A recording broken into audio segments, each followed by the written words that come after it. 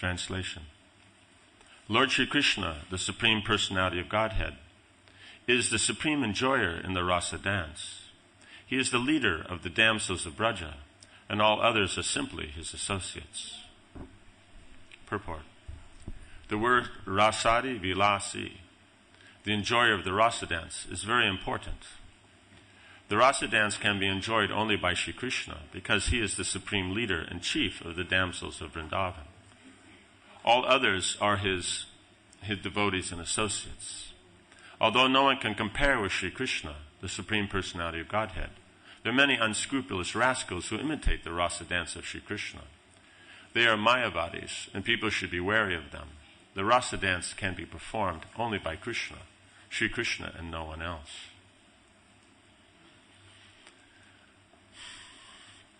So introducing the position of Krishna here, then we're establishing that he is the supreme enjoyer. Anyone else other than him is assistants, is associates. There is no question of imitation, of copy, like that. Because the idea is the living entity thinks that I can enjoy, that's why we're here. We're here because of this, basically this one point.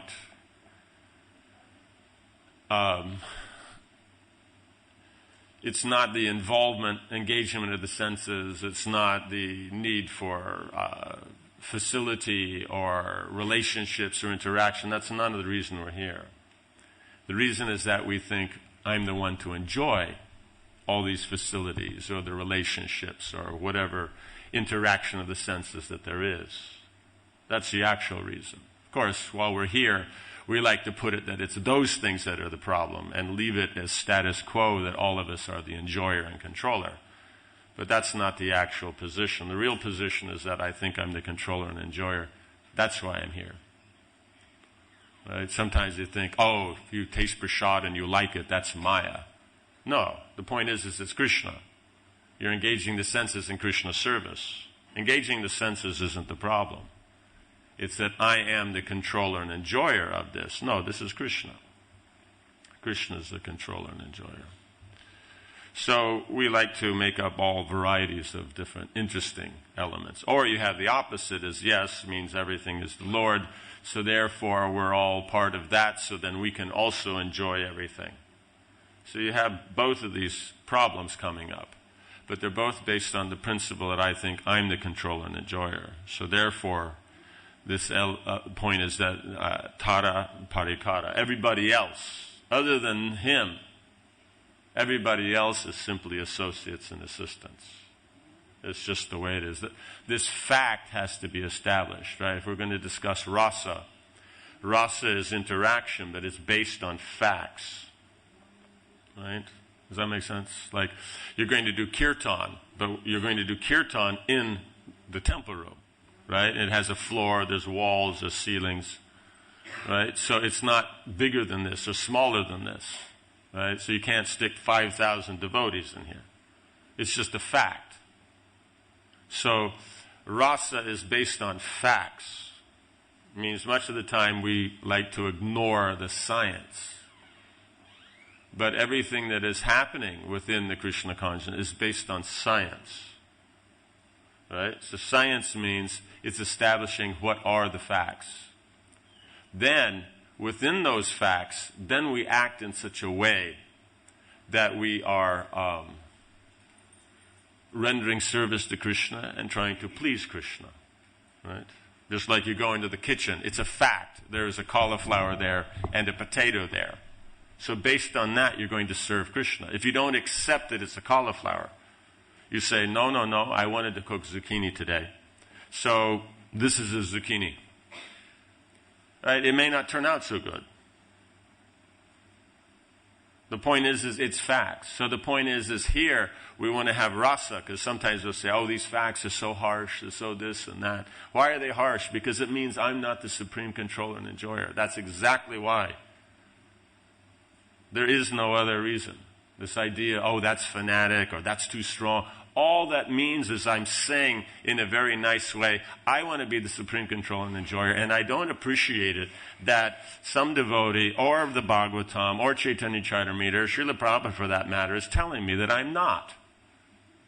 That's the reality. We don't like it. It's not politically correct, but who cares? Really, who cares? I mean, the karmis don't care. Right? They know political correctness is just a trick. It's just a tool. All governments use it. Right? They have their experts. They're called spin doctors. Take the worst scenario and turn it around so it looks great. They don't live it as a lifestyle. They don't believe it that this is a philosophy of life. They just know this is what works. So the point is facts are facts. We're not the supreme controller. We're not the supreme enjoyer. Only Krishna is. So we have to give up this way of, in very pleasant language, finding out how to establish ourselves as the controller and enjoyer. Because that's all it is. Oh, I'm just being practical. Oh, yes, of course. Then you can be the controller and enjoyer. You know, we're not fanatic, Prabhu. You know, we're just trying to, live a, balanced lifestyle. These are all just technical, cliches. Not cliches now. You have to understand. These things were made up back in the 90s. That's when we knew about it. The 80s Los Angeles already worked these things out in the 70s. But it kind of got this side of the Atlantic, later in the 90s. But these things are old cliches.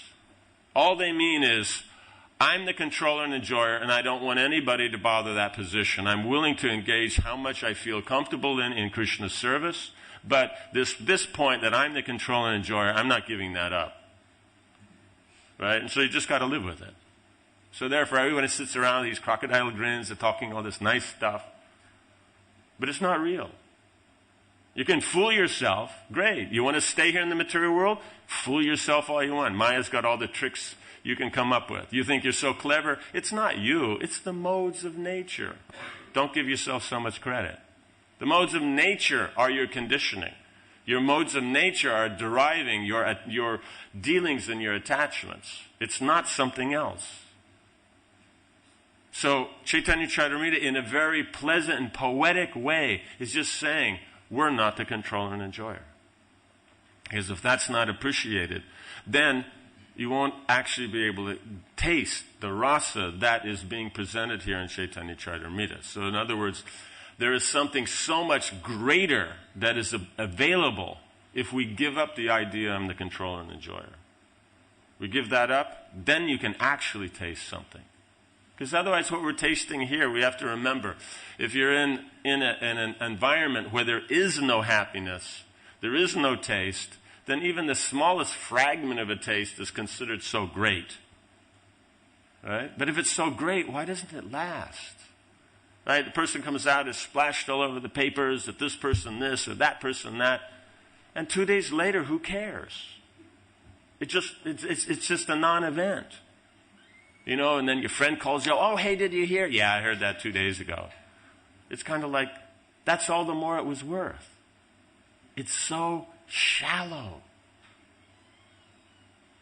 So what's being presented here by Krishnadas Kaviraj Goswami is that the taste of devotional life, the taste of devotional rasa, devotional interaction, is so much greater than what the mundane has to offer.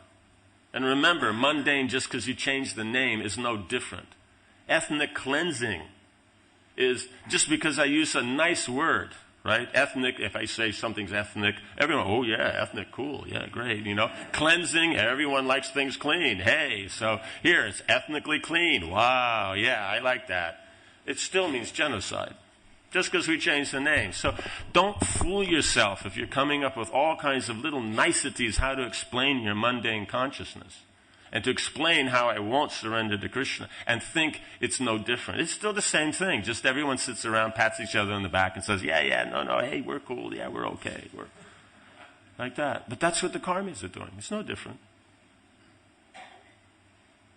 So if we're clear on that, then we can move forward and actually taste real life, real relationships, real rasa. Because otherwise, other than that, there isn't anything. Right? That's why Prabhupada warns. You stay attached to what's here, you'll take birth again. But if you're not attached to what's here, in one lifetime, you can go back to Godhead. Nobody should doubt this. Right? And this is also a warning to all academics and everybody else out there in the world who likes to play around on the intellectual platform and take anything that Prabhupada says and try to turn it around because their little academic field has come up with something that doesn't seem, that you could do it this way or that way. Yeah, there's a million ways you can do it. The Madhwas, it's just a standard fact. It takes you 14 lifetimes to go back to Godhead. Right? Sanatana Goswami's book, the Brihad Bhagavatamrita, basically shows all those positions. Someone in the Madhva line has to go through all those positions to get back to Godhead. But Lord Chaitanya's given it just in one lifetime you can go back. The acharyas will say, generally it takes many lifetimes. Why? Because we're not convinced. We're not surrendered. That's why. It's not a matter of it's a fact it has to take. No. Why is the example Prabhupada uses again and again about Maharaj Katvanga? One moment, that's an 11th of a second, is all it takes to go back to Godhead. But we're not doing it. Krishna in the Gita, he gives that as the first option. Just surrender to me. That's done. Okay, you come to the pure devotional platform immediately. It can be done. But we don't. So what do? We take up the process of sadhana, in which we practice that surrender, the Pancharatric system. And so, like that, then it just takes however long we want to remain here. That's all. It's not to do with something else. Maya is not keeping you here. Maya is simply saying, previously you liked this, so do you still like it? Because the point is, you can't go back to Godhead if you still like stuff here. So all it is a test. You liked this before. So she presents it again. And if you go for it, then you're distracted. If you don't, then she will, as a good host, right? We're staying in her place. She'll say, are you sure? No, but you really liked it before. I'm like, no, like that. It's just like, going over to somebody's house for a meal, You take some more? No. You sure? Like that. And then they have their tricks to get on your plate. And if you're there, okay, then you're done. Okay. So then she understands that. She's not here trying to keep you here. We're trying to keep ourselves here. That's all. It's us. We want to blame it on someone else because, we're always pristinely pure and right. But actually, we're the only one that's keeping us here. No one else. Nothing else. Like that. So here, then, Rasadi Vilasa, the enjoyer of the rasa dance, that's the working point here, is that Krishna is that. And so only he can enjoy. Because the others, we don't have the capacity to enjoy independently. It's just our nature. The masculine nature is independent. It can function without anyone else, right? No, there's just existence, right? In other words, the generator exists on its own. It's doing nothing, but it's there, right? You can go up to it and you can look at it, you can touch it, it's there. But electricity is only there when there's activity of the masculine principle. When the masculine principle moves, then the feminine principle manifests, right? Does that make sense? So, in other words, if people are feeling today the femininity is going in the world, that's because there's no masculine element that's moving. Does that make sense? So unless there's unless there's man, there's no woman. Does that make sense? As far as the nature goes. So the point is he's the only one that can enjoy because everyone else is feminine. And the feminine nature is dependent upon the interaction with the masculine. So there's no way the jiva can be the enjoyer. Because we are connected to Krishna as energy. But we're not the full energy. We're not the Swarup Shakti. And we're not even the internal potency. We're on the edge of the internal potency. We're the marginal potency. We're what's in between the manifestation of internal and external. So our position is to be supportive of the internal potency. But we can also make the choice to work under the Swarup Shakti as the external potency. Right? But still, we're under energy. We're too small to function without that. So, therefore, we are the assistants.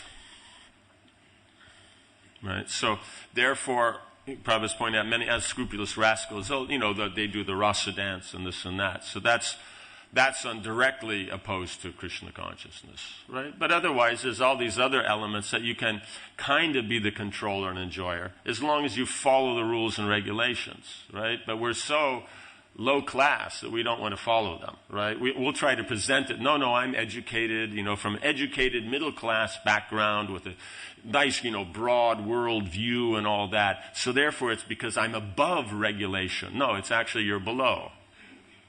Remember, it means just looking at it politically, because it's a political stance. It's not an enlightened stance. Enlightened means actually the soul. It's a political stance. Conservative means there's rules and everybody's got to follow them, right?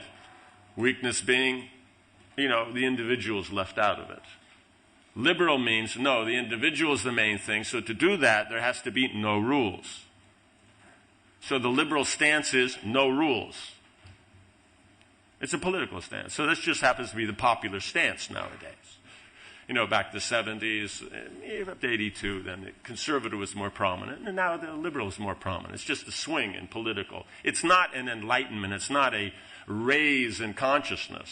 It's just a determination not to have any rules and regulations get in the way of my wanting to do whatever I want to do. It's that simple.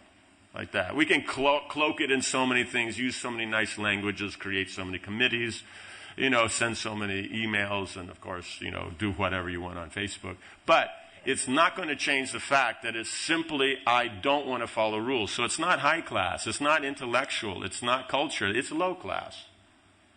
How do you tell the high class person from the low class socially? They can follow rules. They can control their senses. One may say so many things, but you know what it means to sit at one of these formal dinners? You're sitting down there, you're hungry, you want to eat. But you're looking at that it's going to take you 2 hours to eat a meal that everybody else would eat in about 10 minutes. That's what it means. You're going to sit there and you're just going to sit there and wait until everybody's in place, until whoever's leading the whole thing is there and everything like that. And then, they'll pour you a drink, you sit there like that. They'll even put food on your plate. That's the worst part. And then, after having done that, no one's touched anything. Then somebody's going to, pick up their glass and stand up and make a toast. And everybody else will have to stand up. You were comfortably sitting. Right? And then, after that toast, everyone's this, that, and however many, like this, then you're going to sit down, and then you're going to start, then you can start to eat. You can't eat too quickly, because in that conversation, you have to talk to this one and talk to that one and everything, and people stop, they put their, and start waving their hands around. It really slows down.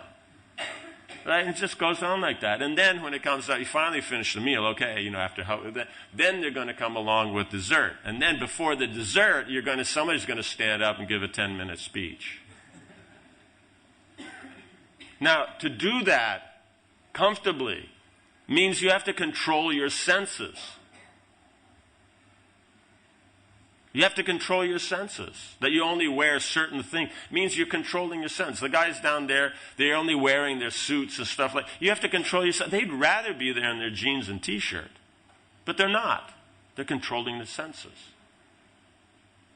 So in other words, this idea, just do whatever you want, and that's higher. No, it's lower.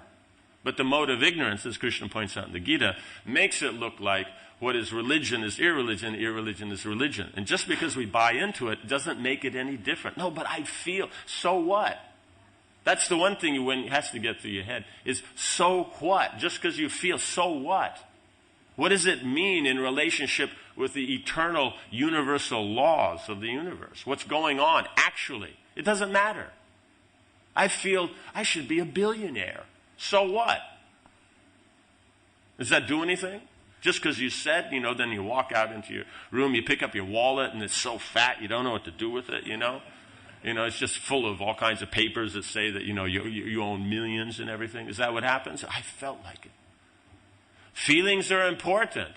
But if the feeling's not actually connected directly with Krishna consciousness, it actually has no meaning. It's not you, it's the modes of nature. But because we identify with it, we think, no, this is me.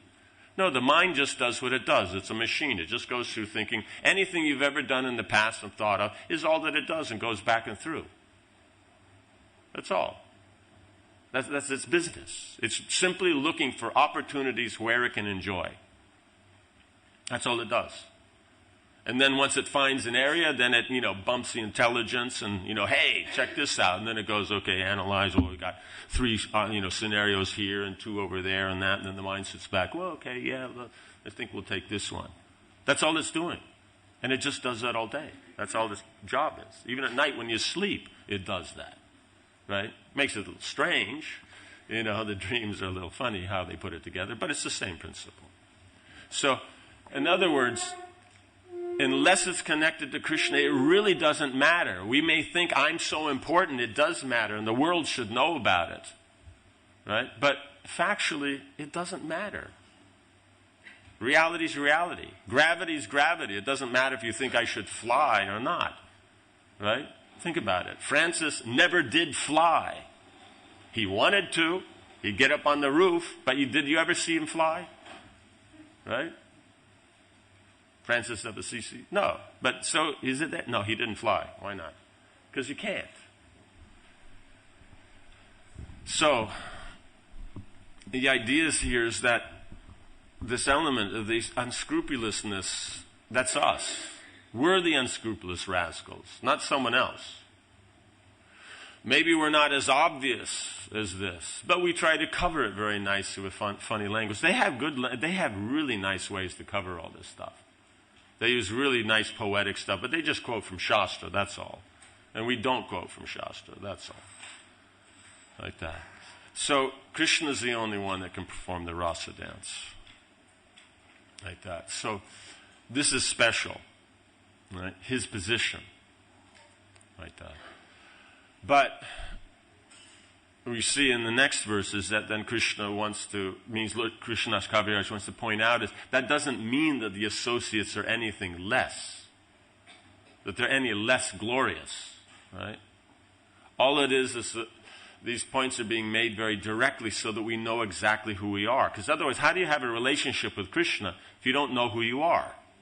Right? If I come up to somebody and say, hi, hello, how are you? Well, I really don't know because I'm not really sure who I am, so, how do you have a relationship, where are you from? Well, I don't know, what do you do? I don't know, what's your name? Well, I don't know that either, it's like that, it's like that. Are you hungry? Well, I don't know, he says, what do you do? What kind of relationship do you go? I mean, you can have fun, all the questions, is your left shoe untied? Well, I don't know. Why don't you look? Well, I'm not sure how to look.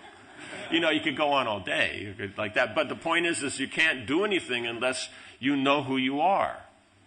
So the point is when we know I am servant of Krishna, then we can actually establish a relationship with Krishna. Right? It means, or let's say not establish, let's say work within. We already have a relationship with Krishna. Right? Krishna is the Lord. We are his servant. It's already there. It's just a matter we can only engage in it if we accept it. That's all. So, this point here is not that everybody else is a schnook. No, the point here is that you have to know who Krishna is and who everyone else is. Then you can appreciate rasa. Because otherwise, if we think, I am Krishna or I am the associate, then there's a problem. We're the servants of the associate. Right? So the Lord is glorious, his associates are glorious. And we're the servants of those glorious servants. Like that. Any questions on this? Something? Otherwise, we'll go to the next verse. Okay. Here. Say Krishna avetirna Shri Krishna Chaitanya. Say parikara gana sange shabadhanya. The self-same Lord Krishna advented himself as Sri Chaitanya Mahaprabhu with all his eternal associates, who are equally glorious, right? So this Krishna he has come as Lord Chaitanya and his associates. So it's not a different scenario. We've established Krishna and his position and the associate's position, the relationship. So now it's a matter of establishing that it's the same persons. So therefore the relationships are the same. So it has the same transcendental position and that same wonderful sweetness that is there. 10. Ekale Ishvara Tattva Chaitanya Ishvara Bhakta Bhavamaya Tara Shuddha Kalevara. Sri Krishna Chaitanya Mahaprabhu, who is the supreme controller, the one personality of Godhead, has ecstatically become a devotee. Yet his body is transcendental and not materially tinged.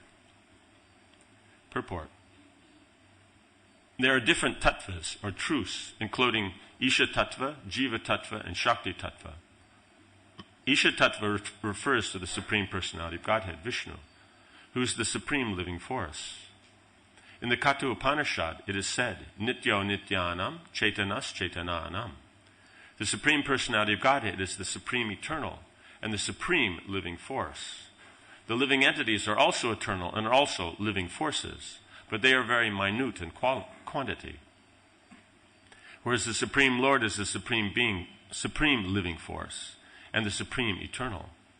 The supreme eternal never accepts a body of a temporary material nature, whereas the living entity, who are part and parcel of the supreme eternal, are prone to do so. Thus, according to the Vedic mantras, the Supreme Lord is the supreme master of innumerable living entities. Right? So just because he's coming as a devotee, right, here within the pastimes here, doesn't mean that he takes on a material form. We do that because we're so small, right? Because we have our natural form. But Krishna is in everything. He's everywhere. So just because he's in this situation doesn't mean that he changes his transcendental position. That doesn't change. Right? So he comes with his transcendental form. The Mayavadi philosophers, however, try to equate the minute living entities with the supreme living entity.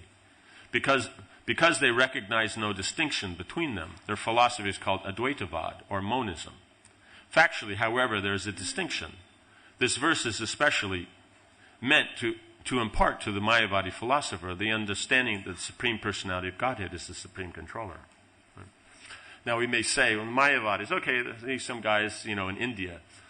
But we always have to remember the verse that, Prabhupada put together himself. Nirvishe Shunyavadi Paschatya Deshatarane. He didn't say Nirvishe Shunyavadi, India and over in Thailand Deshatarane. Right? That, okay, the Mayavadis in India and all the Buddhists over in Thailand. He didn't say that. He said over here.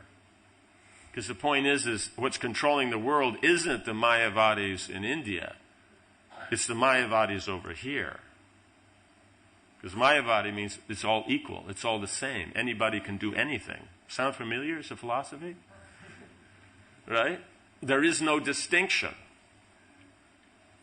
But the point is there is a distinction. Krishna is God. He is the supreme controller. But we think, no, whatever I think is right, whatever I feel is right. All this sound familiar? This is Mayavad philosophy. We won't call it that.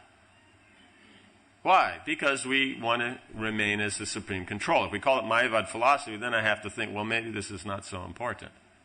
But I want it to be important. So, Prabhupada is pointing out here, Krishna's Kavira is giving a warning to the Mayavadis here. Krishna is God. He's the controller. We are the servants. Right? You only have to make this point strongly if someone's behaving badly. Right? If someone behaves nicely, you talk nicely. If they behave badly, you talk strongly. Right? So the point is we're here because we behave badly. So therefore, a few places strong points are made. Other places that go on will be nice lilas and all that. You don't have to worry about all this kind of conversation. Right? You can come to the class, comfortable and knowing that your position will be safe. Right? But in this section, he's just making it clear that actually it's not so safe. Like that.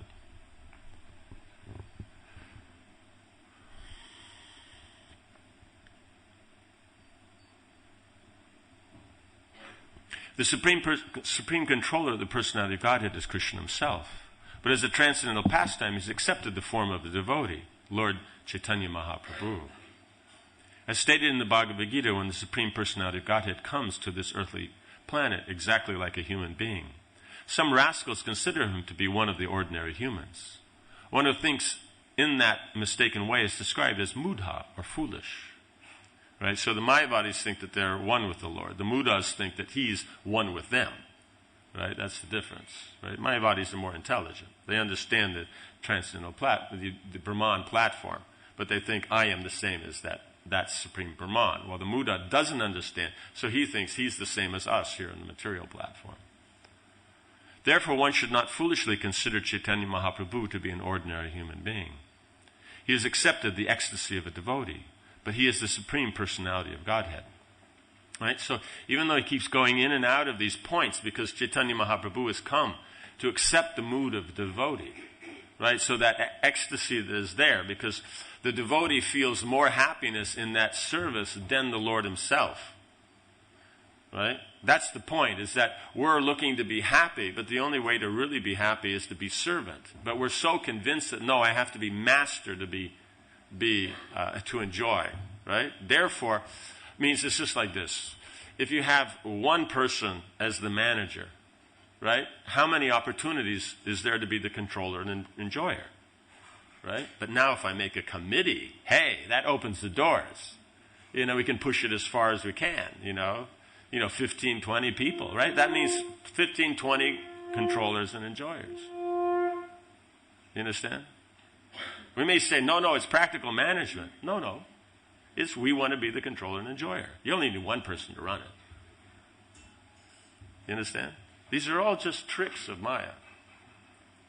You understand? It's really fun if we just take what is just a normal thing and then click it over into the philosophy. Then we just see, hey, wait a minute. But we don't do that. Why not? Because it doesn't look good. Right? It doesn't feel good either. Right?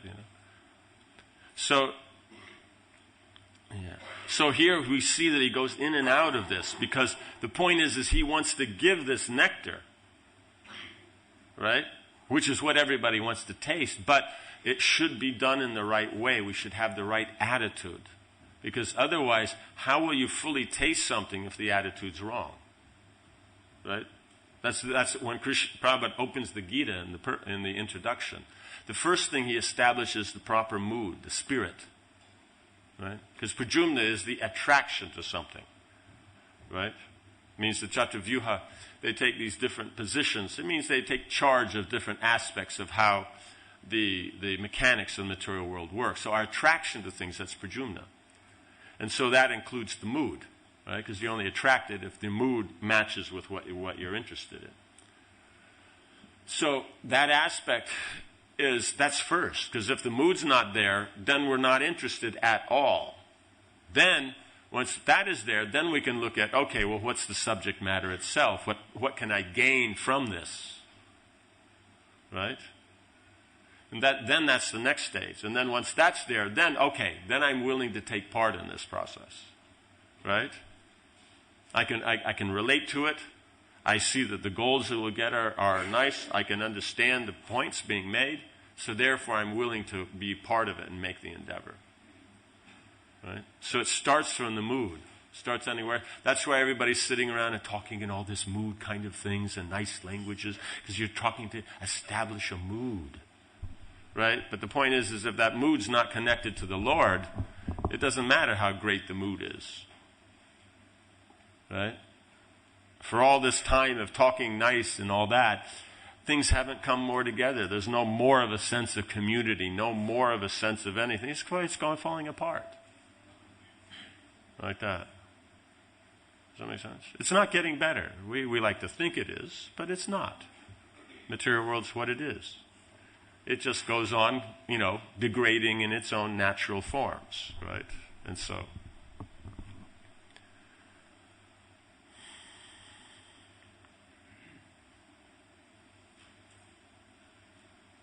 Since the time of Chaitanya Mahaprabhu, there have been many imitation incarnations of Krishna who cannot understand that Chaitanya Mahaprabhu is Krishna himself and not an ordinary human being. Less intelligent men create their own gods by advertising a human being as God. This is their mistake. Therefore, here the words tara, Tara Shuddha Kalevala, warned that Chaitanya Mahaprabhu's body is not material but purely spiritual. One should not therefore accept Chaitanya Mahaprabhu as an ordinary devotee, although he has assumed the form of a devotee. Yet one must certainly know that although Chaitanya Mahaprabhu is the Supreme Personality of Godhead, because he accepted the ecstasy of a devotee, one should not misunderstand his pastimes and place them in exactly the same position as Krishna. Right? So that's also Mayavadi. One is that we think we're God. The other is that we think we're the devotee. So then it's not that the pastimes here are exactly the same as there. Because there's another kind of means. You have, what we're talking here is all your general apasampradayas, your low-grade sampradayas, where they, with a mundane view these pastimes. Right? So because Krishna is doing all these things, so therefore we can do all these things and stuff like that. Then you have what's being mentioned here, even more subtly. It's the apasampradaya of the apasampradayas. Even the other apasampradayas consider them outcasts, right? Just like you have your standard outcasts, like a Nishada or Chandala and that. They're standard, right? Like that. They have a position in the society. But then when you mix them too much, then you have the outcasts of the outcasts, the Antavasayin, like that. That no one will deal with. So this is one group is like that, is that they think that the Chaitanya Mahaprabhu is in the enjoying mood of as he is in Krishna with the gopis. No, he's in the mood of servant. So then they make this biggest mistake. It's because Krishna has come to taste the mood of the devotee. But they try to establish that, no, he is here to enjoy. So they call him Nagara. This is Gauranga Nagaris, like that. That they think Gauranga is the enjoyer. Because he's God. They have all their ideas. But this is being pointed out here, is that this is the worst of them. Because then, not only do you can't tell the difference between spiritual and material, you can't tell the difference between Krishna in his mood as Krishna or Krishna in his mood as a devotee. So when he takes the mood of the devotee, it's purely the mood of the devotee. Because he accepted the ecstasy of a devotee, one should not misunderstand his pastimes and place him in exactly the same position as Krishna. It is for this reason only that when Sri Krishna Chaitanya Mahaprabhu was addressed as Krishna or Vishnu, he blocked his ears. He is, right? Means because all the associates, everybody knows he is, but he wouldn't accept it that way. Otherwise, then if you're copying him, then you'll do the same thing, right? Or it will misjudge the whole mood, right? So the idea is that he himself has to establish that no, it's a different mood. He is Krishna, but the point is why do we say Vishnu, or why do we say Dwarkadish, or why do we say Jashodanandana? Right? It's the same person. Right? If you think it's a different person, then you don't know the philosophy. It's the same person. What's different is the mood. How devotees approach. When somebody approaches God in awe and reverence, he's Vishnu. When they approach him in more of a intimate connection, but that intimacy still is regulated by rules. The rules are the form through which you express that more closeness. That's Dwarkadish. And when the rules aren't the form to express that affection, then that is Krishna in Vrindavan. That's Braja Krishna. Does that make sense? Gopijana Vallabha means he's with the gopis. Jashodanandana means, with Jashoda. You understand? So it's he being rasa is how the devotee relates to him is what is manifest. Right? This is the position how rasa works. So therefore he wants to make this distinction that yes, you can say he is Vishnu Tattva, but because he's in the mood of the devotee, therefore basically he is as good as the devotee. So he's not going to listen to that he's Vishnu Tattva. He's Krishna. He's Vishnu Tattva, but the mood manifest, he is in the mood of the devotee, like that. There is a class of devotees called, it's right here, Gauranga Nagari. Oh, okay, here it is. Who stage plays of Krishna's pastimes using a vigraha or form of Chaitanya Mahaprabhu.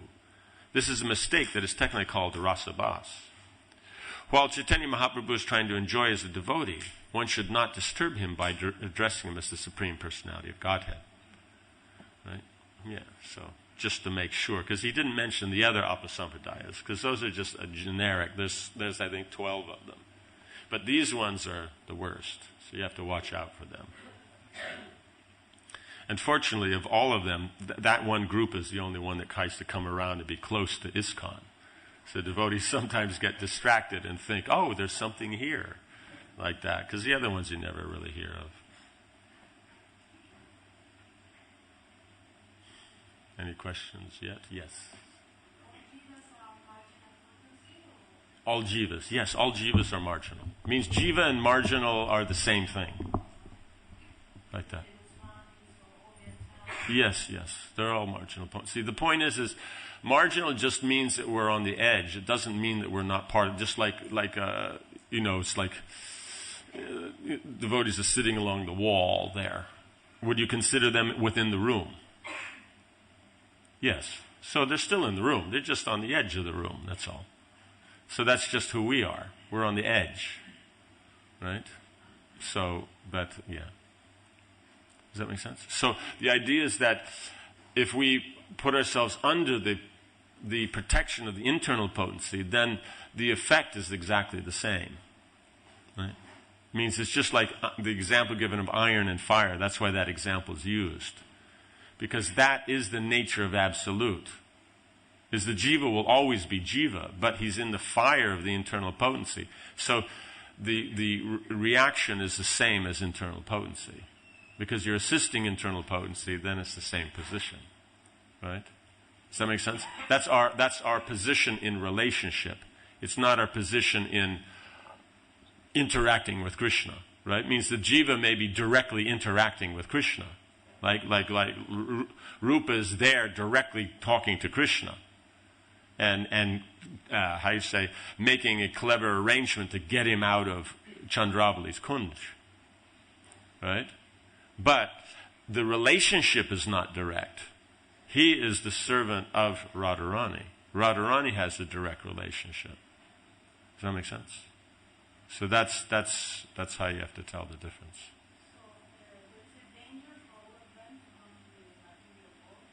There's a danger for all of them to come, but once they make their choice, then there's no danger. If you make the choice to function under the internal potency, then there's no danger. That's why you have Nitya Siddhas who have never come here as a conditioned soul. Like Prabhupada mentioned, he's never been conditioned. He mentions here also in the Chaitanya Charitamrita that Rupa and Rati were never conditioned. The other four were conditioned and then came to the platform of love of God. Now they've come as the acharyas. But Rupa and Rati were never, Rupa and Raghunath, they were never conditioned. Does that make sense? Kind of. In other words, don't worry about it. It's one of those subjects that Prabhupada, all the acharyas, means other lines, they also say don't worry about it. See, it either makes sense or it doesn't, Makes sense, great. If it doesn't, because it's not important. Like that. Yes.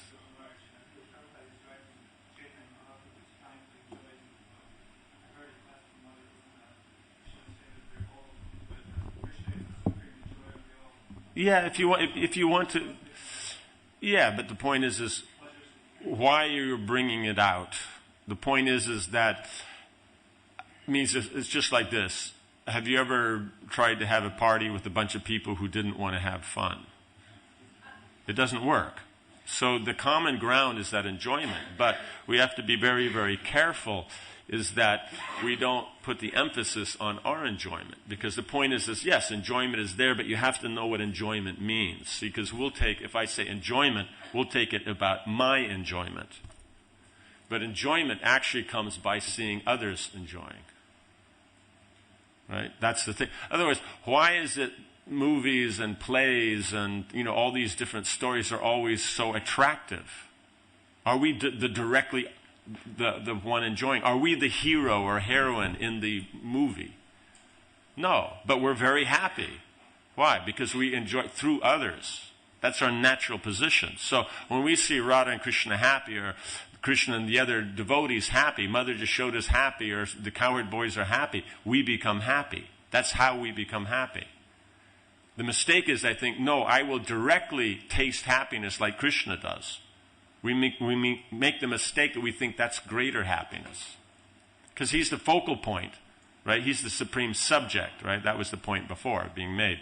When it says this word is important in grammar, in Sanskrit grammar, that's the subject, right? So that's why it's the main word, right? But, we don't bother with that because it doesn't really mean anything in English. Sorry. But, it actually doesn't, right? It means something in German, but as soon as, the Germanic language is called English, it doesn't mean anything anymore. So does that make sense? Maybe if you're not a grammarian, it won't. So does that make sense? So it's the primary element is that we make the mistake that because you're the center of attention, that's more enjoyable. But actually, it's assisting in that thing that's more enjoyable. There's only the idea that it's more enjoyment. You know what I'm saying? But think about it, right? How many pictures are there? They get out of the limo, step onto the red carpet, there's a picture. Then they walk about 10 feet where all the photographers are, and then there's a few more pictures. Do you see any pictures after that? Maybe one, and then they're there for the whole rest of the night. That means within the first 30 seconds, all the pictures are taken, and then there may be one more out of the next 3 to 5 hours. What does that mean? It means they're not enjoying. You know what I'm saying? How much enjoyment is there that you're sitting there while everybody else here is in competition with you? You have a nomination, yes, but you're one of 10. And any of the other 9 may get it. And not necessarily everybody in the room wishes you got it. Many in the room are very comfortable with the other 9 getting it. So you're in a whole room of competitors. Now you tell me that that's great. No. And then you have to sit there because you happen to be farther down the line before they'll get to your your category. So you have to sit there for 2 hours before they get to your category. And then you got to listen to all these boring speeches. Yes, my mother thanks you. My father thanks you. My puppy dog thanks you. My chihuahua thanks you. Like that. And so it's like, how many of those can you listen to? You know what I'm saying? The guy said it once, back in the 40s, right? What was it? George, what was his name?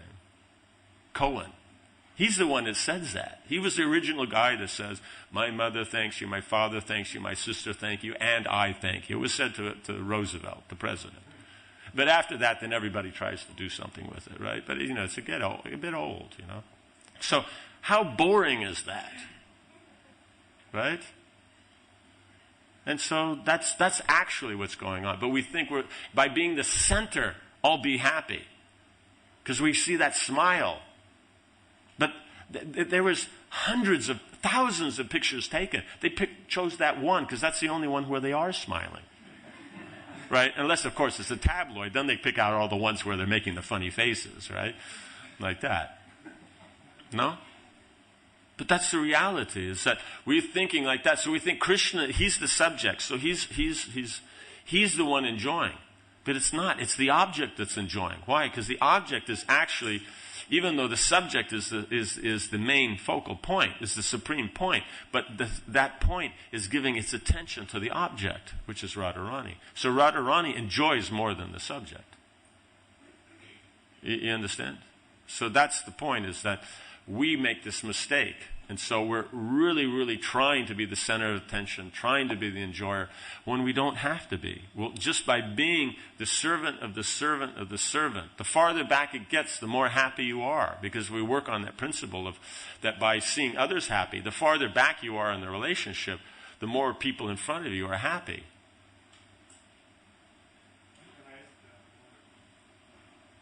As long as it's loud enough that we can hear it.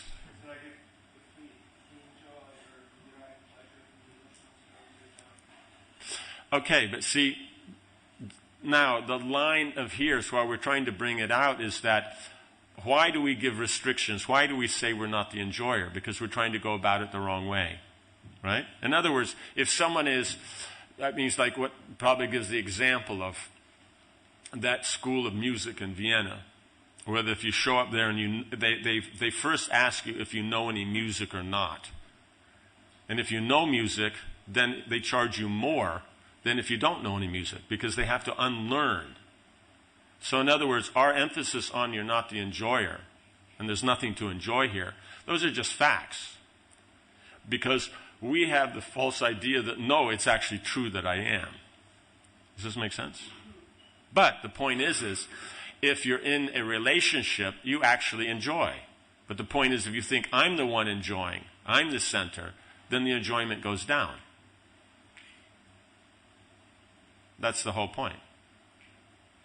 So the idea is, yes, we are enjoyer, but our enjoyment is only in line with Krishna's. That has to be emphasized. But we get the anxiety of, no, but the material world's so miserable. I've had all my relationships that are important to me fall apart, or people have died, or situations have changed, and I'm so miserable. Isn't there any happiness here? Isn't there any just drop of enjoyment that I can have? Does it have to be this miserable? And so therefore we'll take the point of we are the enjoyers. But small enjoyers. But Prabhupada even says in places we're God. We're just small God, right? Because God means Brahman, right? But there's Supreme Personality of Godhead Brahman, right? There's Paramatma Brahman. There's Krishna's, impersonal position, or just the status of his qualities pervading everything Brahman, right? There's internal potency Brahman, there's external potency Brahman, and there's Jiva Brahman, because everything's Krishna. So therefore, we are God, but we're very small. We're 1/10,000 at the tip of the hair God, while Krishna is the unlimited God. So we can use those terms, because then it's just bringing it on. Brahman, we're all Brahman, so we understand we're all on the transcendental platform. And enjoyment means we're all engaged in the rasa, because if you're taking part in that whole pastime, then of course there's going to be happiness. But that doesn't mean that we distract it from the facts. If you're pleasing the devotee, it means, in other words, why does the Vedic literatures give all those different points? Right? Because Bhagavat doesn't talk about grihastha life, does it? Is there any reference anywhere in the Bhagavat Marg to grihastha life? No. It's chanting the Lord's name, hearing, chanting, remembering, worshipping, like that. Does that make sense? So there's nothing there. Pancharatra also doesn't refer to it. It's all ekayana. It's about the deity. So where do we get into grihastha life? The Vedic. And so Vedic, all it's doing is saying, this is the nature of man, this is the nature of woman. If you're really intent on combining the two, this is the way you do it. You do it this way, you'll be happy. You don't do it this way, you won't be happy. So what makes happiness is called pious. What doesn't make happiness is called impious. Right? And then as uneducated, uncultured idiots, then we try to say that the Vedic literatures don't apply. Those are made by God. They're eternal. They always apply. And you have to be an atheist to say they don't. And I'm sorry to say that that's strong, but that's actually the point. The Acharyas do use that term. Probably uses it very lightly, but just for this time. It's atheism that you think that the Vedic literatures don't apply to exactly right now. That's all. Atheism means non-theistic, that you think God is not in everything. This book is held up by this table because God's potency is here that allows this table to hold it up. Does that make sense? Yeah. So the point being is that God being everything, then we're all part and parcel of that. So therefore, if we take part in the relationship, of course we'll be happy. But we have to get rid of the idea that I'm doing it to be the enjoyer. Because Krishna, being the supreme enjoyer, is not trying to place himself as the enjoyer. He's placing his devotees as the enjoyer. He's trying to please his devotees. He's God. He's happy on his own. We have to remember, Atmarama means you're happy by yourself. You don't need anything. But rasa means you're trying to please the other person. That's what God's doing. We take it, oh no, he's sitting back and just enjoying. He's trying to please. Right? What's his point? Why does he leave the rasa dance? Right? What's the reason? Right? The attitude of the gopis, right? Because they think they're proud, that I am so fortunate, isn't this great, this and that. So he leaves the rasa dance. So now, then Radharani reveals that even though he went with Radharani, but then when the other gopis come, because they're feeling separation, and they're thinking that we have so much love and we're feeling so much separation, right? They're seeing the pastimes, they're doing all these amazing things because they do have great love. But when they come to where Radha and Krishna are together, Krishna disappears, because then if disappear, then they'll be able to see Radharani's feelings of separation. Then they'll understand there's no comparison. Their feelings of separation and Radharani just don't compare. Hers is so unlimitedly more great. Then they surrender that she is the supreme female in that assembly. Right? Because Krishna wants to dance the rasa dance with Radharani and dance with all the other gopis, but watch from there, so Radha and Krishna can watch. But otherwise, if he hasn't established her as the supreme gopi, all the other girls will be jealous. And then how nice a rasa dance can you have? You understand? So then who's that important to? It's important to Radharani, not to Krishna. You understand? Because if the girl's confident, then she'll be relaxed. Then the interaction will be very natural and very, very full. But if she's not comfortable, it won't be full. So it's all about the girl. It's not all about the boy. The boys always think it's all about the boy. That's why, with time, more and more the whole social fabric's falling apart, because the boys are more and more convinced, no, it's all about us. No, it's all about the girl. That's the way it is. Eternally has been, eternally will be. It's one of those facts you just have to learn to live with. Right? So he makes her the center. And because of that, then it works. Right? So now she is, because everyone else is her expansion. So she's manifesting the fullest. That means everybody else will manifest. So Krishna functions on how to please the devotee. But that position, the devotee never thinks, I'm the enjoyer. Right? That's why then they enjoy. As soon as they think, I'm the enjoyer, they place themselves in Krishna's position. And then, now you have two Krishnas. Then how is that going to work? Right? Just like if you have two men, it doesn't create two men can sit around all day and talk and that, and it's a great time. It's nothing ecstatic. Right? Does that make sense? And two women, if the mood's right, okay, it works nice. Otherwise, it's a big fight. Right? But a man and a woman, that creates a particular intensity. Does that make sense? So you have to have the opposites. So if that's all understood, then yes, we enjoy. In other words, if you remember how I opened this was about the senses. Engaging the senses and the sense objects is all that the jiva can do. Is there anything else you can do? Right? Telepathy kind of went out in the 60s. Is there something else? No. It's always just the senses and the sense object. So the point is not senses and sense objects. That we love to do. That we love to take it that, morality is supreme. No, it's Krishna consciousness is supreme. You engage the senses in Krishna's service, that's good. You don't engage the senses in Krishna's service, that's bad. Right? But within bad, then we like to say, well, this is worse than that. Yeah, of course, but what about what's good? Right? So, if you engage in Krishna's service, you'll be happy. You're engaging the senses, you'll be happy.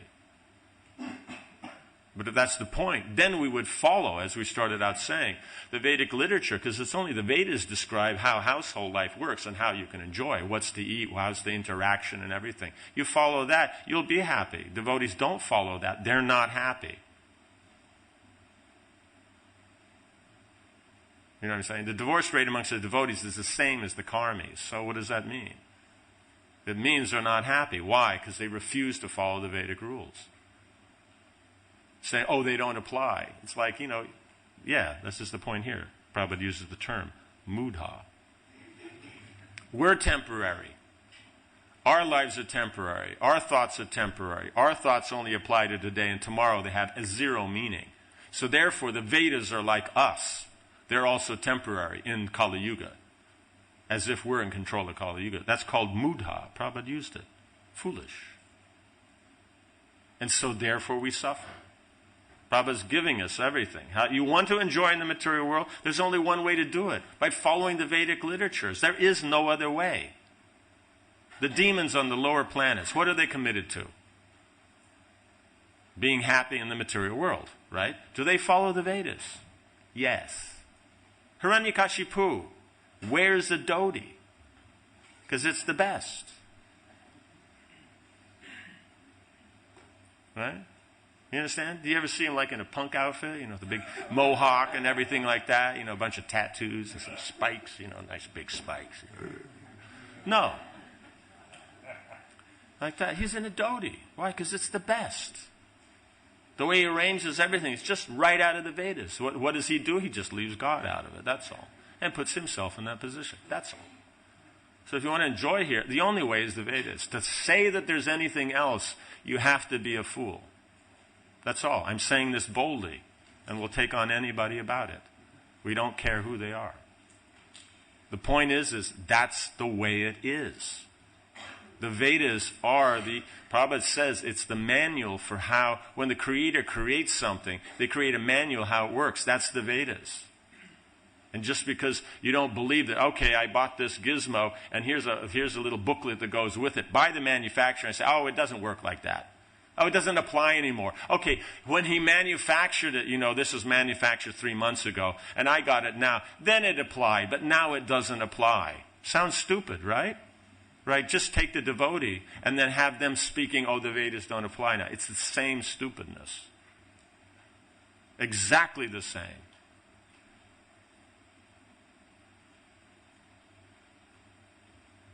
Does that make sense?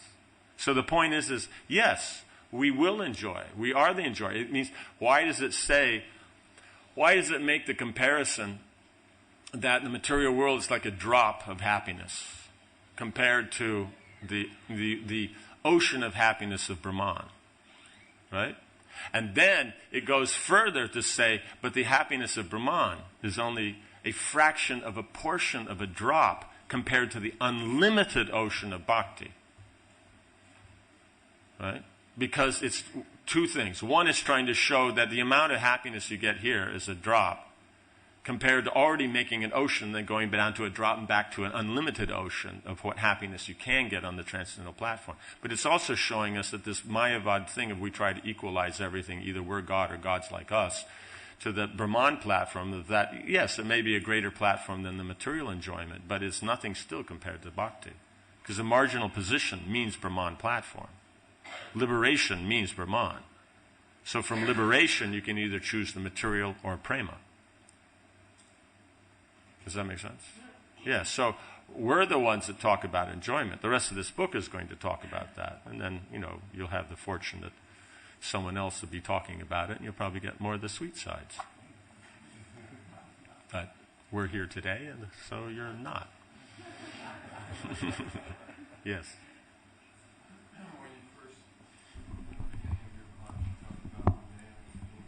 Right. Male and female means of the principle. Means in general you have what was the context of it? Do you know? Because it means everything's male and female. So it's just a matter of what context it was applied in. Yeah. Yeah. So in other words, Krishna is the masculine principle. The creation is the feminine. So the feminine is, in that case, it was a matter of relationship. The feminine only has experience in connection with the masculine. When there's that security of the masculine, then there's that experience. Does that make sense? It means we're not the enjoyer. We're the enjoyed. But what's being pointed out is that Krishna is the enjoyer, but he's the supreme enjoyer, but the happiness of being enjoyed is much greater than what the enjoyer, like that. So once we accept that, because we're trying to be happy, but we're trying to be happy by being the masculine principle, which doesn't, one, we're not, and two, even if you're being offered happiness, why one wouldn't take the feminine position? It's so much greater. You know what I'm saying? So that's why Krishna has come as Lord Chaitanya, to taste that higher position. Because otherwise, and it's not accessible to the masculine, because, one is enjoying, one's trying to control the situation. It's the situation of being controlled that's more. But the point is we take it from the Machiavellian kind of point of control, right? That I control how I like, and that's where it ends. No. The actual principle that works, right? Anything successful works by this principle, not that principle. Is that I control the situation how I may be liking according to how what I'm trying to control is receiving that. So I can only move within my control as much as the feminine nature is actually responding and is appreciating that control. That's the point that the jivas aren't catching, and specifically socially that the men aren't catching. You catch that one point, you can turn around the whole society, social function of just being a functional society instead of a dysfunctional one. That one point will make any masculine and feminine relationship work. You don't know that, it can't work. Because then you're going against the actual fundaments of what you're dealing with. You know, it's just like I try to train a dog like I would train a horse. It won't work. They're different. You know what I'm saying? Like that. So that's all it is that we understand what are the facts. So we understand the facts. It's very simple. Right? Kids come in here, they make trouble. Why? Because they think this is a gymnasium. As soon as they understand it's a temple, then they stop playing.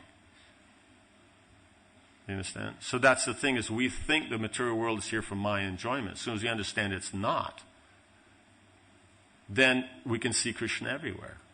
In everything. Right? That's what the Chaturshloki is saying, is that at all times, all places, and all circumstances, direct or indirect, one must try to see Krishna in everything. Because he is what's nice. We say the wall, okay, this skirting along the wall is nice. Why? Because it has that element, Krishna's tradition. He's depth. He's naturalness. All the qualities we'll attribute to that. That's that. The forms that it's taken, those Lakshmi has taken. She's taken the forms that manifest naturalness or depth or, comfortableness or anything like that. That's what's actually going on here. That's the reality. Everything here is Brahman. Everything is Krishna and his internal potency interacting. That's what's actually happening. But we think, no, this is here for me to enjoy. So I see the form of it, and I think this is for my enjoyment, but the form is Lakshmi. So therefore, as soon as I see Lakshmi without Krishna, she takes on the form of Maya. It's external potency, it's not internal. So it is inferior, but it's still, it's the manifestation of Lakshmi. That's how it works, that's reality. But that's just the Brahman platform. And it's so amazing that you can see Krishna everywhere. Then Paramatma, you add in what you should be doing with that. How should I be dealing with that? And then Bhagavan is how that's for Krishna's pleasure. Like that. So we can see, but we have to accept that there is a non-difference between the masculine and feminine principle. So you can't separate them, but there is a difference. We accept that, then Krishna is in everything, in everywhere, in any situation, any relationship. But you have to know what it is. But if you think, I am Krishna, or I am the enjoyer, then it ruins the whole thing. So as soon as we understand that, I'm not the enjoyer, it brings you to the platform of self-realization. Then you see everything connected to Krishna. Then it's a matter of then cultivating that love for Krishna so that we see everything in relation to Krishna based on that relationship. Right? The gopis will see everything in relation to Krishna in the conjugal rasa. Madhurya Yashoda will see everything in relation to Krishna as the parental rasa. But they'll see everything and Krishna is always there. Like that. So that's what's being offered. We're being offered that, but we're fighting it so much. No, no, no, but this and that in this situation. No, but my family or my money or my position or my health. Or something is there and I can't do it. And we think we're still going to be happy. But it's sad. It's not possible. It's impossible. But we go on, no, no, no, I can do it. And then our friends, so-called our friends, they said, no, no, you can do it. You can be the enjoyer. You can be the controller. Yes, yes, yes, try again. And, that's why it says in the literature, the so-called friends. They're not friends. They're just encouraging your illusion. But that doesn't mean your friends say, hey, quit being a stupid idiot. No, it's a matter of connection with Krishna. Like that. So that's the problem, is that the bluntness is also not seeing the relationship with Krishna. We're just seeing a fact, but we forget the fact is connected to Krishna. Meeting, that's Maya, that's nonsense, that's sinful. But why? Because a human being always takes remnants of sacrifice. It's either directly from remnant of sacrifice, or better, the remnants of great personalities who have taken the remnants of sacrifice. In other words, the minimums you take prasad, better is you take mahaprasad. But these two things are the only food for a cultured human being. A cultured human doesn't eat anything else. So what does that mean? It's been connected to Krishna. And the devotee is connected to Krishna. So the prasad's connected to Krishna, and then the devotee is connected to Krishna. So it's got double benefit. That's why mahaprasad is better than prasad. Right? Because it has that extra added thing of the devotee. Because it's the devotee that's important to Krishna. That's why non-veg is not good, because you can't offer it to Krishna. That's all. It's that simple. It's not that, oh no, on its own. It's nothing to do with that. We make it into that. No, it's just that you can't offer it. That's all. That's as simple as that. People got to eat, but you can't offer it. So why would you eat it? Especially when something you can offer is available. So therefore, that's why we're not. So we're not, again, the meat eating and vegetarian, that's not our platforms. Our platforms is, no, Krishna, serving Krishna, offering everything to Krishna. So that's where the sweet side comes. So this heavy, hard side, we say will come from the Vedic literature. No, it doesn't at all. The Vedas are very nice. We're the ones that are harsh. Because just as we're harsh, meat eaters and this and that, then it's, those who follow the Vedas are fanatics. Those who... It's the same thing. It's us. It's not the Vedic literatures. It's not the acharyas. Like that. We create this unnecessary environment, and then we complain about it. You know what I'm saying? We cook the soup, and then we don't like the soup, and then we complain about it, right? So, is that okay? Yeah. Last point. Yes. Could one not rationalize our misery here on the basis that we are here in a prison? Prisons are not meant to make the inmates happy. Yes, that's there. That's there. But the point is that good inmate generally, is taken care of okay. Yeah, it means you'll be in a cell with a guy who isn't 10 foot tall and weighs 500 pounds. Yeah. So the point is it just makes it a little more comfortable. So that's why Prabhupada describes comfortable as not uncomfortable. Right? And for each individual, that's different. Just like, let's say, for a person from a very well-to-do background, not uncomfortable means it's very clean, it's very tidy, it's very orderly. So therefore, those situations that are like that, they'll be comfortable in. But on a more serious point, I'm here because of divine will. No, you're here because you wanted to be here. Divine will didn't want you here. No, I must have committed some sort of... Yes, but you committed it. So don't blame it on divine will. Well, then why am I here? Because you wanted to be here. I don't recall that. Huh? I do not recall that. Yes, but that doesn't mean anything. So what? Just because you don't recall it, why you have to recall it? Do you remember what you ate in 1962, December, Thursday afternoon? Do you remember that? No, but it doesn't mean anything. You still ate then. So Therefore, just because you don't recall it doesn't mean that it's not the fact. The fact is that we're looking at Krishna's energy and seeing it from a point that I can enjoy this rather than I can use it in Krishna's service. And that places you here, because it's consciousness, right? Just like the acharyas can be here in the material world and their consciousness is not here. Their consciousness is in the spiritual world. So even though they're moving through the material phenomena, they're not in the material world, they're in the spiritual world. So in the same way, you can be in the spiritual, and if your consciousness is not there, you're in the material, right? The demons that come to Vrindavan, they're not in pure Krishna consciousness, right? They're seeing everything material. So they're in Vrindavan, but they're not in Vrindavan. They're in the material world. So it's the same way. The jiva, if his consciousness is connected to Krishna, you're in the spiritual world. He's not, you're in the material world. It's that simple. So we're here means our consciousness was here. Right? Okay, so now we're kind of past the